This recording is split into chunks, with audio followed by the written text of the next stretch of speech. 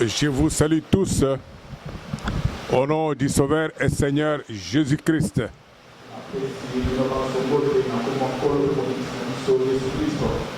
Je l'ai fait par cette parole de Matthieu 28. Par cette parole de Matthieu 28 au verset 18, 19 et 20.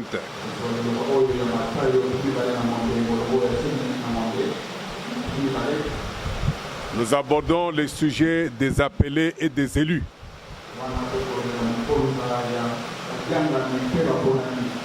Nous avons vu que la nouvelle naissance vient par la parole du royaume. La parole de votre temps. La parole des promesses. Quand vous la recevez, alors vous êtes né de nouveau. Parce que le Saint-Esprit vient sur vous et vous pouvez appeler Jésus-Christ votre Seigneur. Jésus-Christ est votre Seigneur, seulement pas le Saint-Esprit. Ce n'est pas le Saint-Esprit que vous pouvez dire que Jésus est Seigneur. Et comment on reçoit le Saint-Esprit? Quand vous recevez la parole du royaume, vous la croyez, vous êtes né de nouveau. C'est-à-dire vous êtes né de la sémence et de la parole. De la sémence et de l'esprit. Amen. Ici le Seigneur dit ceci. Matthieu 28. Versets 18, 19 jusqu'à 20. Jésus s'étant approché, leur parlant ainsi. Tout pouvoir m'a été donné dans le ciel et sur la terre. Pourquoi? Parce que Dieu, il a fait Seigneur et Christ. C'est Jésus que vous avez crucifié. Et Jésus, il est le sauveur de l'humanité tout entière. Mais il est le Seigneur des élus. Parce qu'il est le Seigneur des royaumes. Ceux qui entrent dans ce royaume, ce sont les élus. Alors il est le Seigneur aussi, le Seigneur des élus, mais pour les appeler, il est le sauveur, il est le guérisseur. Nous allons voir tout cela. Donc Jésus s'étant approché, leur parla ainsi. Tout pouvoir m'a été donné dans le ciel et sur la terre. Allez, faites de toutes les nations des disciples, les baptisant au nom du Père, du Fils et du Saint-Esprit. Ça, c'est une variante. C'est une variante, ça. Mais dans l'original, il était dit les baptisant en mon nom. Au-dedans de mon nom. C'est ça le nom du baptême. Il faut invoquer ce nom-là. Le nom du Seigneur Jésus-Christ. Il dit, les baptisants au nom du Père, du Fils et du Saint-Esprit. Et c'est conjonction de coordination. Et enseignez-leur à observer tout ce que je vous ai prescrit. Qu'est-ce qu'il a prescrit? La parole du jour. La sémence du jour. Qu'est-ce qu'il a prescrit? La parole du royaume. C'est la parole du jour. La parole révélée dans votre temps. Celle qui est la parole de la promesse du jour. C'est ce qu'il a dit ici. Enseignez-leur à observer ce que je vous ai prescrit. Et voici, je suis avec vous tous les jours jusqu'à la fin du monde. Le Seigneur a donné un ordre d'aller et de faire des disciples. C'est d'amener Jésus-Christ Sauveur à toutes les nations. Et les élus et les appelés reçoivent Jésus-Christ comme leur Sauveur. Et ils reçoivent tout ce qui est lié au nom de Jésus-Christ. Parce que c'est au nom de Jésus-Christ qu'on est sauvé. C'est au nom de Jésus-Christ qu'on est guéri. Tout ça c'est valable pour les élus et pour les appelés. Ils les reçoivent et ils sont guéris. Ils sont sauvés. Mais ici il dit, enseignez-leur. Quand on donne l'enseignement, qui donne l'enseignement? C'est le Fils de l'homme. C'est le Fils de l'homme qui donne l'enseignement. Et il donne l'enseignement de la parole du jour, de la parole de la promesse de votre temps. Et il vous demande de recevoir cette parole parce que c'est par elle que vous naissez de nouveau. Et enseignez-leur à observer ce que je vous ai prescrit, car voici, moi je suis avec vous aujourd'hui jusqu'à la fin du monde. Mes chers frères, mes chères sœurs, vous tous de notre auditoire invisible, je vous salue tous au nom du Seigneur et Sauveur Jésus-Christ. Je vous salue tous au nom du Seigneur et Sauveur Jésus-Christ. Nous sommes en plein là, nous sommes en plein dans les appelés et les élus. Dans Matthieu 22, verset 14, il dit, plusieurs sont appelés, mais il y a peu des élus. Tous les élus sont des appelés. Mais tous les appelés ne sont pas des élus.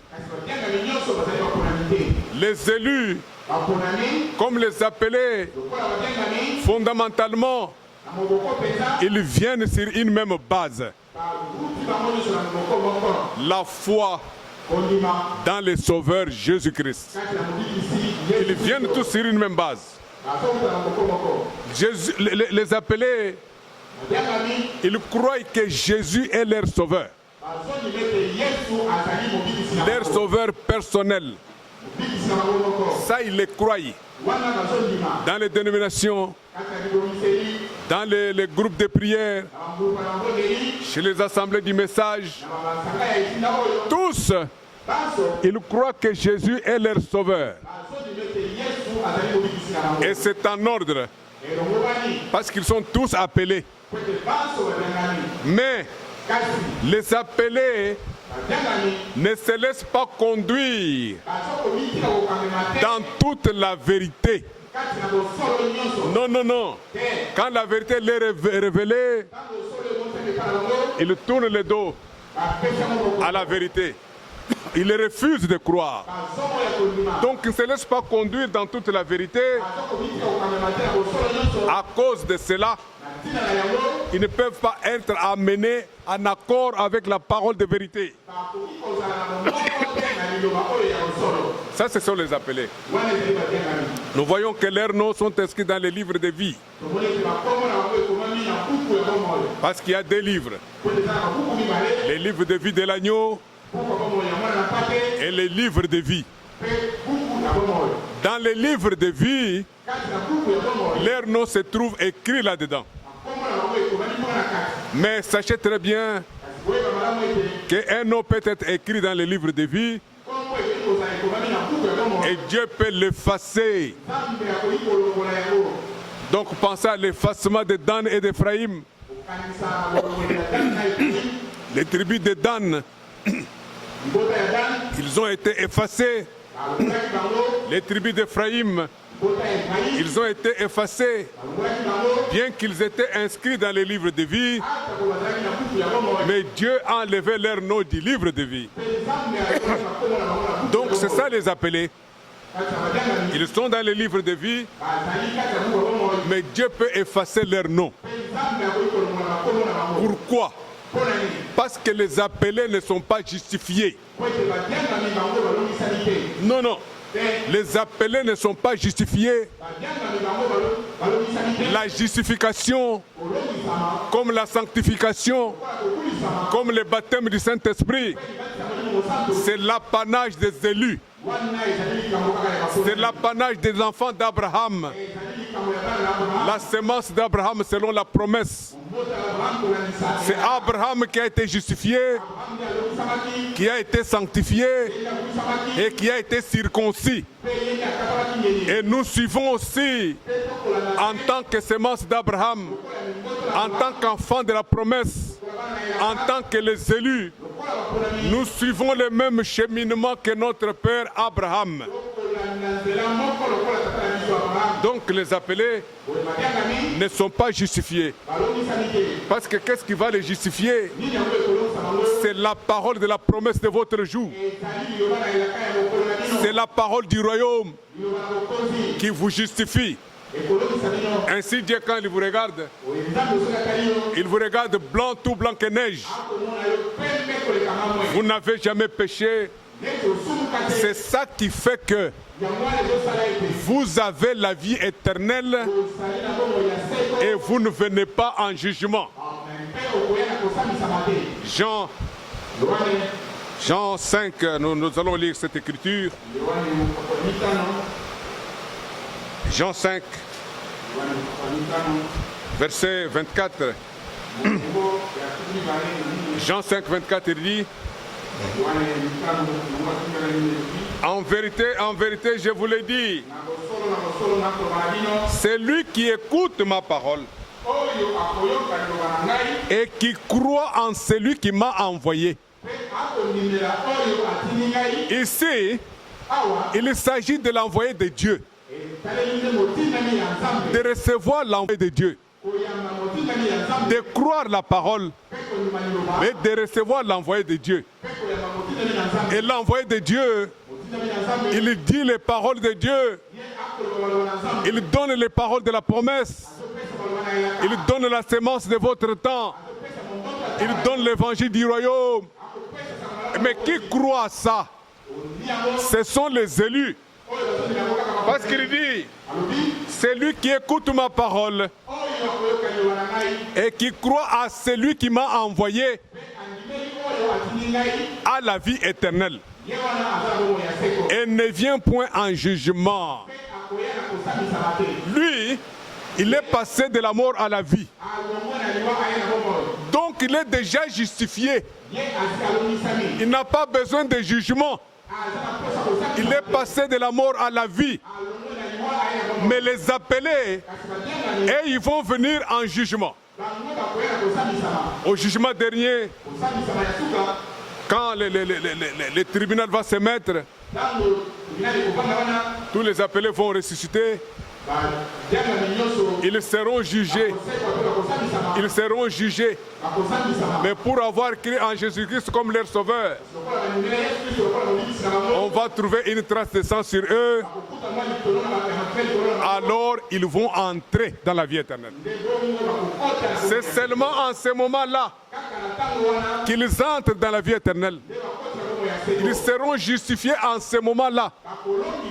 Après un jugement, ils seront justifiés. Mais les élus sont justifiés aujourd'hui. Quand ils reçoivent la parole de la promesse et qu'ils croient, ils sont justifiés. Ils sont nés de nouveau et ils ont la vie éternelle. Cette vie éternelle qui est une promesse. Comme le salut, c'est une promesse. Ce sont des promesses qui s'accomplissent pour les élus à la transmutation de leur corps. avant d'aller dans l'enlèvement, la promesse de la vie éternelle va s'accomplir. La promesse du salut va s'accomplir. Mais pour les appeler, la vie éternelle aussi c'est une promesse. Ils l'auront seulement au jugement dernier. Quand ils seront justifiés au jugement dernier, alors ils entreront dans la vie éternelle. Ces choses sont très importantes. Il faut les considérer dans leur juste valeur. Ce sont des choses très importantes. Là, nous avons vu les appeler. Nous avons vu les appeler. Mais les élus ça veut dire quoi? Un élu, c'est celui qui est destiné à un service de rang divin. Un service de rang divin. Les élus sont destinés et ils sont consacrés à ce service. Et les élus sont choisis par Dieu. Ils sont choisis par Dieu et leur nom est inscrit dans le livre de vie de l'agneau. Dans la prédication, la marque de la bête, nous pouvons lire ceci. La prédication, la marque de la bête. Au paragraphe 247, il dit ceci. Ce doit être une régénération, une nouvelle naissance, être né de nouveau. Et quand vous êtes né de nouveau, votre nom est inscrit dans le livre de vie de l'agneau. Ça c'est Frère Branham. La prédication, la marque de la bête. Au paragraphe 247. Quand vous êtes né de nouveau, votre nom est inscrit dans le livre de vie de l'agneau. Et ce doit être une régénération, une nouvelle naissance.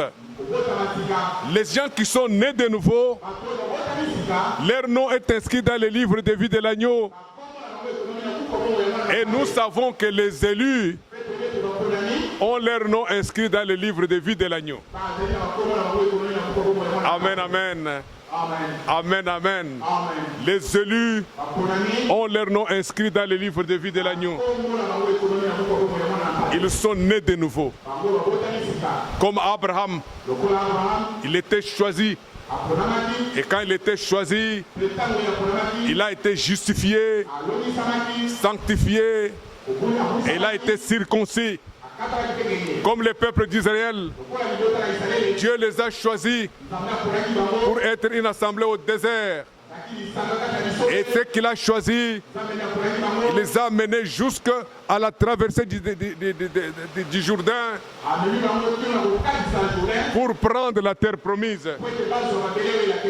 Les Jérémie était choisi par Dieu. Dans Jérémie 1, verset 45, il dit à Jérémie, je t'ai choisi avant que tu naisses. Je t'avais déjà choisi et je t'avais destiné pour être mon prophète. Oui, il était choisi. La famille de Lévi, les Lévites, Dieu les a choisis pour exercer un sacerdoce. David, le roi David, Dieu l'a choisi, il l'a oint pour la royauté. Il l'a oint pour la royauté. Donc il l'a choisi parmi tous les enfants d'Isaïe. Nous voyons même que les apôtres du Seigneur ont été choisis. Ils pouvaient dire, c'est moi qui vous ai choisis tous. Mais l'un de vous est un démon. Il n'est pas choisi par moi. Son temps, il va l'accomplir. Il va accomplir ce qu'il a à faire. Donc les apôtres étaient choisis par le Seigneur. pour qu'ils aillent et qu'ils portent du fruit. Saoul était aussi choisi. Il a dit à Ananias, Saoul c'est une vase d'élection. C'est un homme que j'ai choisi pour porter mon nom à toutes les nations, pour porter mon nom à toute la chrétienté. Il a choisi aussi les choses folles du monde, les choses qu'on néglige.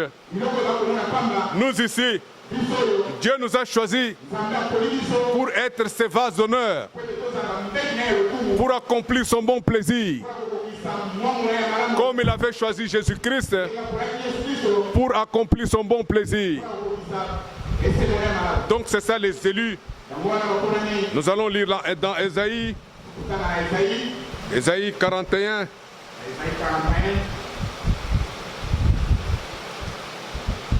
Nous allons lire.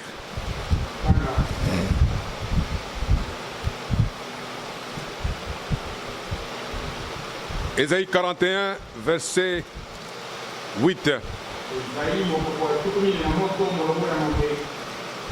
Verset 8.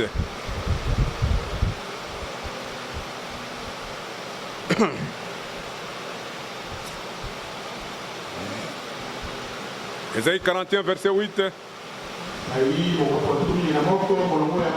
Il dit ceci: mais toi, Israël, mon serviteur, que j'ai choisi, c'est-à-dire mon serviteur que j'ai élu, à race d'Abraham, que j'ai aimé, toi, que j'ai pris aux extrémités de la terre et que j'ai appelé d'une contrée lointaine,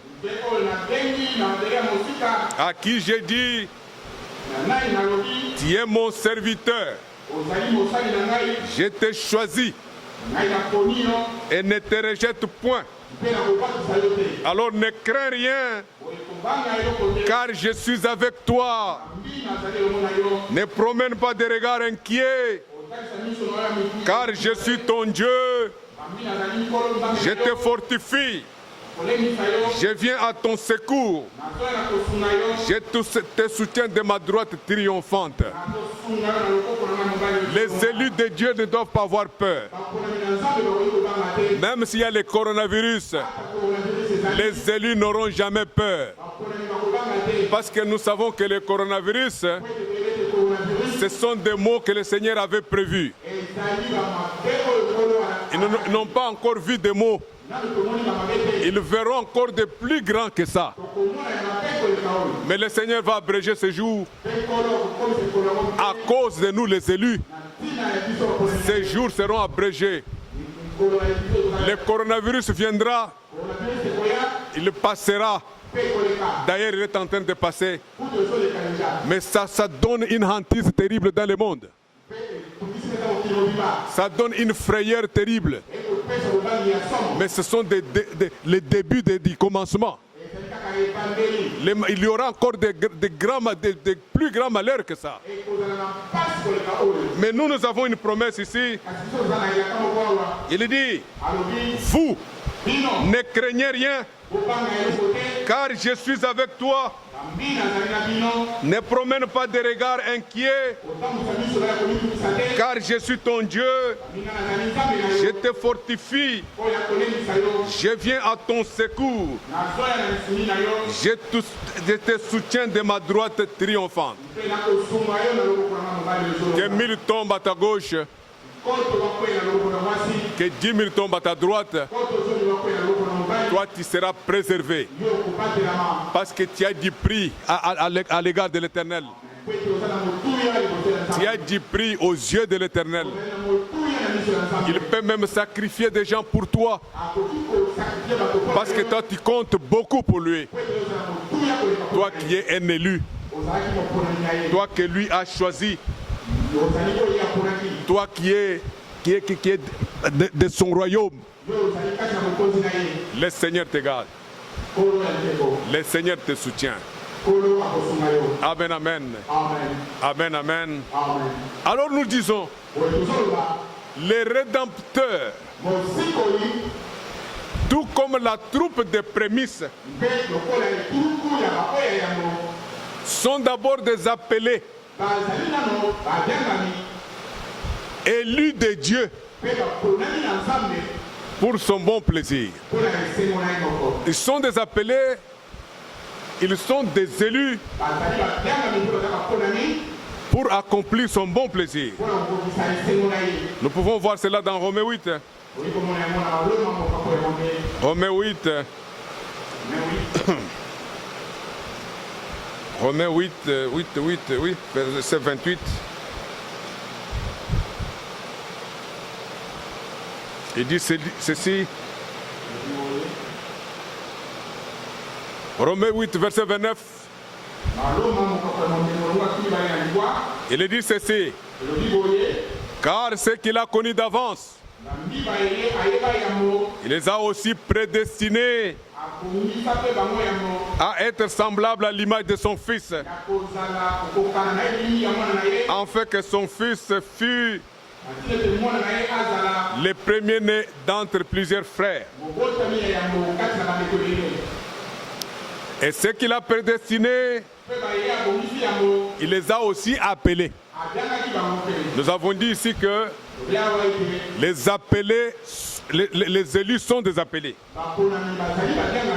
C'est ça qu'il dit ici. Ce qu'il a prédestiné, il les a aussi appelés. Et ce qu'il a appelés, il les a aussi justifiés. Tous les appelés ne sont pas justifiés, mais ce ne sont que les élus qui sont justifiés. Et ceux qu'il a justifiés, il les a aussi glorifiés. Ils verront la gloire. Parce qu'ils sont justifiés par Dieu, ils monteront à sa rencontre. Quand il viendra le tour de l'enlèvement, le tour de la transmutation de nos corps, ils seront transmués. Ils verront la gloire de Dieu. Ils verront Jésus-Christ comme il est, en tant qu'il est, comme il est. On le verra face à face et on montera à sa gloire. Oh bien-aimés, nous disons ceci. Que dirons-nous à l'égard de ces choses? Si Dieu est pour nous les élus, qui sera contre nous? Parce que c'est lui qui nous a appelés, qui nous a justifiés, qui nous a glorifiés. Gloire soit rendue au Seigneur. Amen, amen. Quand nous prenons Jacques 1er, Jacques 1er, verset 18. Nous allons voir quelque chose là-bas. Il dit ceci. Ne vous y trompez pas, mes frères bien-aimés. En ce qui concerne les élus et les appelés, il ne faut pas s'y tromper. En ce qui concerne la nouvelle naissance. Parce qu'il dit ceci. Toute grâce excellente et tout don parfait descendent d'en haut du Père des Lumières, chez lequel il n'y a ni changement, ni ombre de variation. C'est ça. Il nous a fait un don merveilleux. Il nous a fait une grâce excellente par la nouvelle naissance. C'est un don merveilleux de Dieu. C'est une grâce excellente. Donc, il nous a engendrés selon sa volonté par la parole de vérité. La parole de vérité, c'est l'évangile du royaume. La parole de la vérité, c'est la sémence de vie. La parole de vie, c'est la parole de vérité, c'est la promesse de votre temps. Donc il nous a engendrés selon sa volonté, par la parole de vérité, afin que nous soyons en quelque sorte les prémices de ces créatures. C'est pourquoi il nous a fait naître de nouveau, pour que nous soyons des prémices, comme ma sémence. Connaître là, c'est comme on connaît une femme. Ça se passe dans le naturel comme ça se passe dans le spirituel. Je ne vous ai jamais connu. Je ne vous ai jamais transmis ma sémence. Vous commettez l'iniquité. Et il y aura des pleurs et des grincements dedans. Ce sont des appelés. Ils ne connaissent pas le Seigneur. Le Seigneur ne les connaît pas. Parce qu'ils n'ont pas reçu sa sémence. Ils n'ont pas reçu la parole de la promesse de leur temps. Ils ne sont pas reçus la parole du royaume pour entrer dans le royaume du Seigneur. Et pour que Jésus soit leur Seigneur. Nous allons voir ce titre-là prochainement. Jésus-Christ en tant que Sauveur et Jésus-Christ en tant que Seigneur. Qu'est-ce qu'il faut pour accéder à ces deux dimensions? Nous allons en parler très prochainement.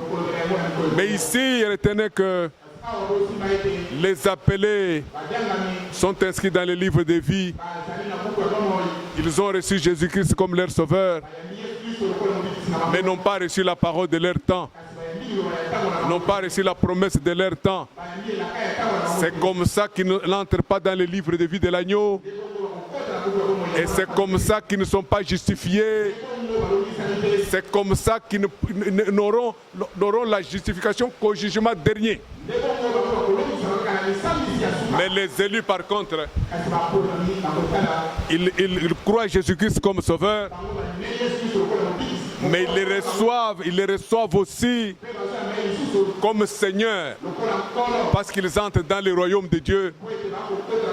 Ils entrent dans le royaume du Seigneur. Ils croient à la parole de la promesse de leur temps. Pour cela, ils sont justifiés et ils ne viennent point en jugement. Ils sont passés de la mort à la vie. Amen, amen. Nous allons lire dans Christ et son Église, dans la prophétie. Nous allons lire d'abord le retour du Seigneur. Frère Franck dit ceci. Dans le retour du Seigneur, il y a des personnes qui, de leur vivant, ont cru à Jésus-Christ et ont reçu la vie éternelle. Cela se rapporte à tous ceux qui sont devenus croyants en Jésus-Christ, quelle que soit la communauté dans laquelle ils se trouvaient,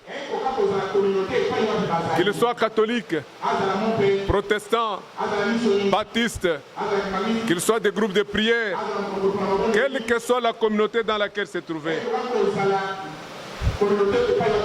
Mais malgré leur foi sincère en Jésus-Christ, l'ayant reçu comme Seigneur et Sauveur, ils ont suivi leur propre chemin, ou s'en sont tenus aux prescriptions des différentes religions, sans se soucier de la parole de Dieu, bien qu'ils n'auront aucune part au royaume, bien qu'ils n'auront aucune part au repas de noces, ni au règne de 1000 ans, ils entreront dans la vie éternelle. Car il est écrit, Dieu, il a tant aimé le monde qu'il a donné son Fils unique, afin que quiconque croit en lui ait la vie éternelle. Ils l'auront au jugement dernier. Ils entreront dans la vie éternelle parce qu'ils ne se sont pas souciés de la parole de Dieu. Ils se sont contentés de croire en Jésus-Christ comme leur Sauveur. Dans Christ et son Église, dans la prophétie,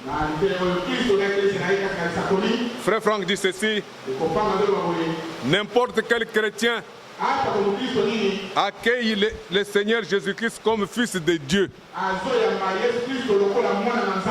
Mais seuls les élus les suivent dans son ministère prophétique du Fils de l'homme. Jésus-Christ est crucifié maintenant à nouveau. Il est exposé à l'ignominie par ceux-là même qui prétendent croire en lui et dans l'alliance qu'il a promise, mais qu'ils le comprennent mal dans son ministère du Fils de l'homme. Le ministère du Fils de l'homme, c'est lui qui donne la parole prophétique. Le Fils de l'homme, c'est lui qui donne la parole de votre temps. La parole de promesse de votre temps. C'est le Fils de l'homme. Souvenez-vous dans Jean 6, au verset 27, il dit: travaillez, non pour la nourriture qui périt, mais pour celle qui subsiste éternellement, que le Fils de l'homme vous donnera. Car c'est lui que Dieu a oint de son sceau, il l'a établi et il l'a envoyé. Donc travaillez non pour la nourriture qui périt, mais pour la nourriture spirituelle au temps convenable, que le Fils de l'homme vous donnera. Il dit: pour nous, les paroles de mise en garde qui nous sont adressées se trouvent dans Hébreux 12, verset 25. Dans ce passage d'Hébreux 12, verset 25,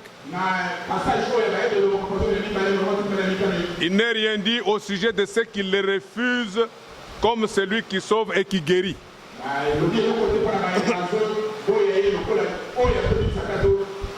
Dans Hébreux 12, verset 25, il dit: gardez-vous